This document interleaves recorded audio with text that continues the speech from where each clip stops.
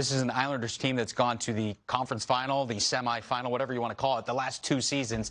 Have they done enough this offseason to finally get over the hump? Or is that hump just avoiding Tampa? I think it's about staying healthy, and having Anders Lee back in is going to be a huge thing. And then just kind of tweaking the lineup, and Arthur just talked about it there. I think Zach Parise is a great ad because you've got a motivated player that he just knows how to score around the net. He has scored almost all of his goals in his career have been within probably 5 feet of the net.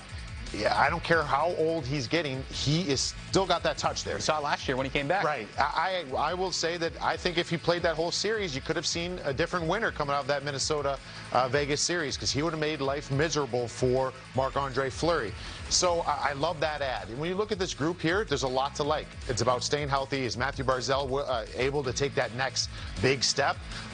If he can take that next step and start him, I think it's fantastic. The back end, Pelech, Kulak, and you guys just spoke on it, they're my favorite D pair in the entire league. Yeah. Nobody does what they do as a unit. They've got that down pat. I think Lou might be in line here to try to do something on the back end still, maybe a depth move. He mentioned Chara.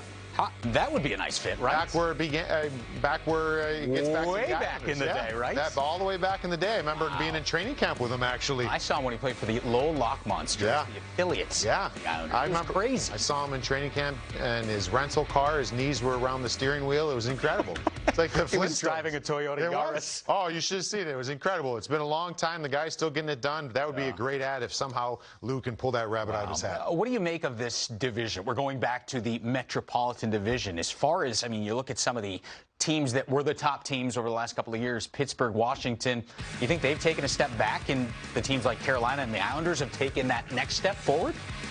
Right now, to say that, yeah. On paper. On paper, I would say the Penguins, I think, took a step backwards. The Capitals, TBD for me. There's a lot of question marks here. The one certainty I have in this division is the Hurricanes are going to be fighting for the top spot, and I think the Islanders are going to be right there with them. There's going to be other teams in that mix. I just don't know who. I expect the Rangers to be better. I expect the Flyers to be better. I expect the Devils to be doing better.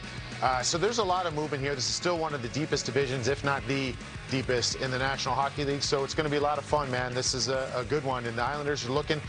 One more step. One more step for them would be the Stanley Cup Finals, which would be huge. New arena, too. Yeah. What a way to christen that one, huh? Stanley Cup Final, year one? First, however many games. It's like 12 games 12 on games the road. on the Is that road. a good thing as a player? 13, I'm 13. That's going to be. You always hear about team coming together, gelling. Would you like that as a player? I would like that as long as you're winning. You know what I mean? Like, you can't win the cup in October. You can find your way out of it, right? You can lose it, and so I think it is great for team bonding, but it's only great when you're able to get the job done as well.